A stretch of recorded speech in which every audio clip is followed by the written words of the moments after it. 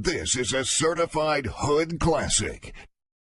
You gotta love it when two mega teams pull up and start throwing hands with each other. We've seen it countless times. Team Captain America and Iron Man in Civil War, Team SmackDown and Raw in the old school days, and the throwdown we'll be yapping about today, the League's throwdown with the Ultimen in this episode. Truly one of the most underrated episodes in this series, despite it producing so many meme-worthy moments. Anyways, it's time for us to yap about this sensational moment. So without further ado, my G's, let's get right on with the video.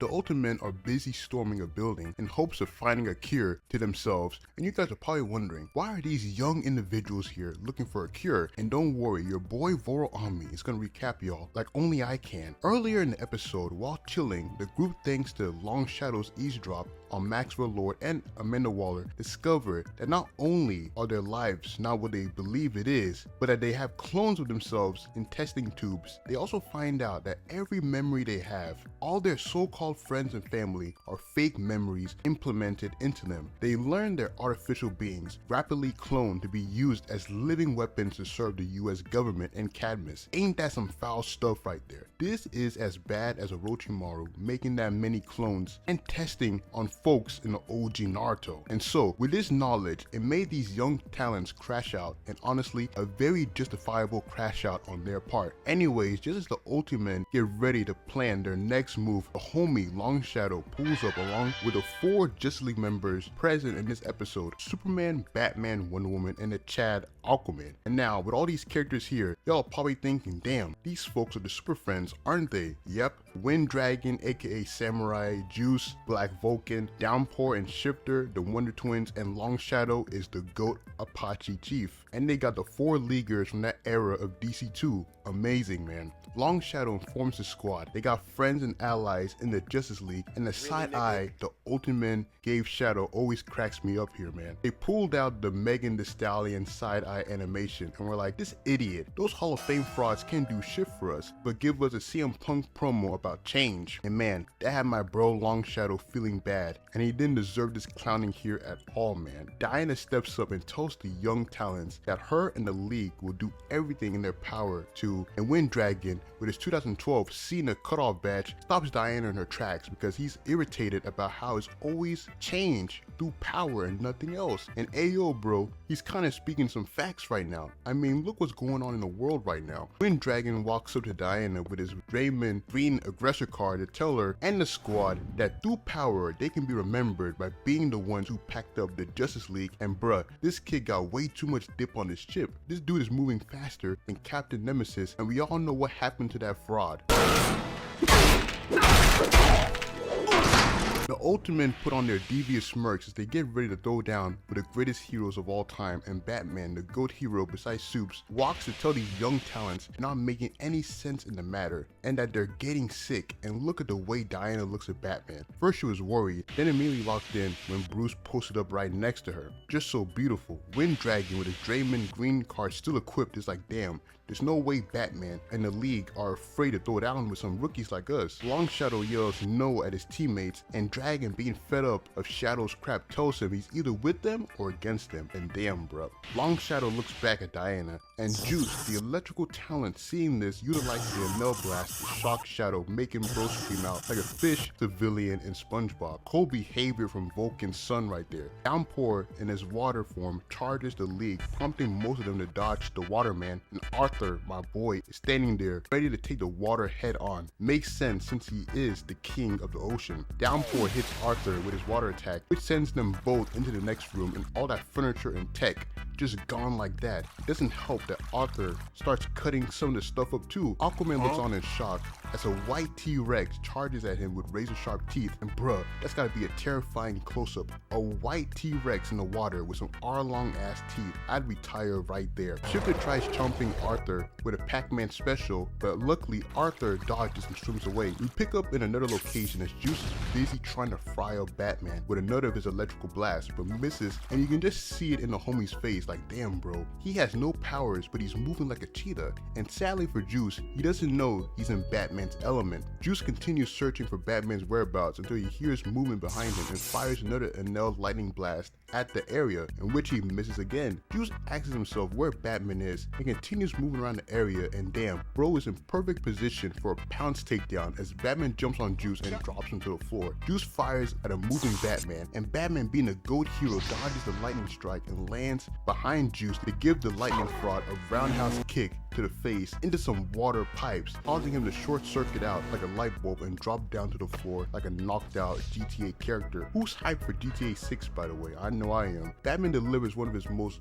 underrated lines as he says, "Lights out, old chum." And that's a line you'd hear from the Silver Age and the Bronze Age of comics, man. Just a perfect line delivery by Batman. We return to the chat Aquaman after lunatic T-Rex is still trying to make our boy into an Atlantean tuna sandwich. Unfortunately for Shifter, Arthur has drift boosters equipped under the water as he succeeds in dodging her attack again. Arthur moves to Shifter's tail and starts twirling her around forearm style to launch her onto a nearby wall, and damn, head first into the wall. Aquaman is on that equal rights, equal hands type motion right now.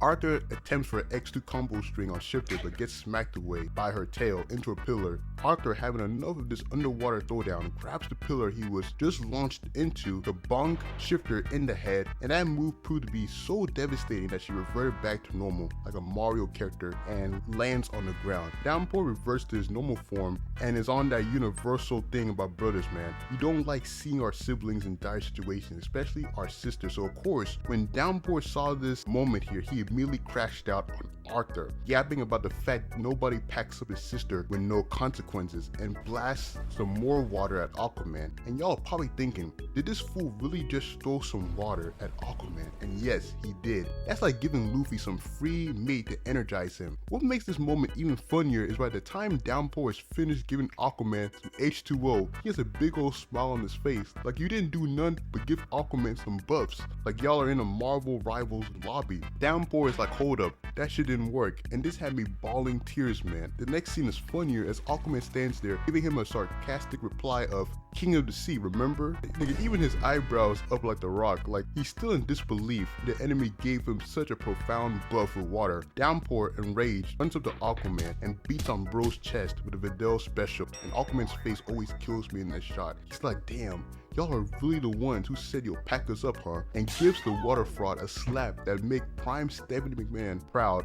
Like the slap was so smooth, it had Downpour doing a twirling animation in the air. Downpour got cooked. The funniest out of these guys so far, man. We pick up to the greatest superhero of all time, Superman, telling Wind Dragon he doesn't have to continue this way. But Wind Dragon, who was in his denial era, informs his childhood hero Superman that's all he knows is what he was created to do. As he keeps on with his assault on Superman, Superman tells Dragon he's confused, and the young talent tells Supes there's no more yapping, that he'll suck the wind right out of him and powers up his wind power to suck Superman's oxygen out. And bruh, this is the GOAT hero you're doing this to, your childhood hero. This is like one of us heel turning on John Cena. He did it to us first, but still. Aquaman arrives just in time and gets ready to knock Dragon's head off with his harpoon hand when he's stopped by Diana as she motions him to let Long Shadow do his thing. Long Shadow jumps in front of Superman and tells his bro to look at what he's doing to his childhood hero Superman, which instantly stops him in his tracks like a deer in headlights. Long Shadow asks if this is what he wants to be remembered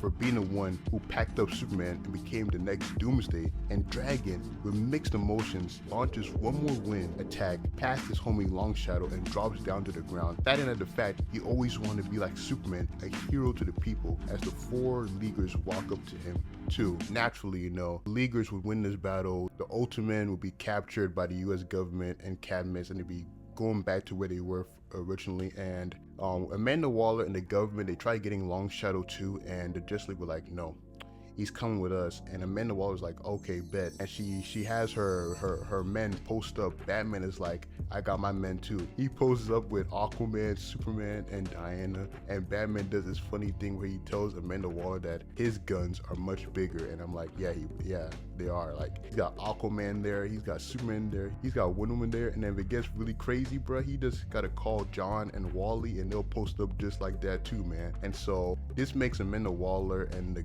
US government be like, fine, you can keep him for as long as he lives. And that was just messed up by what she said, because Long Shadow's face when she said that, man, it was so sad, bro. But anyways, another thing that happened in this moment is that Amanda Waller, she reveals that she knows Batman's identity because she calls him Rich Boy. And I was just like, dang, bro, she knows your identity, my guy.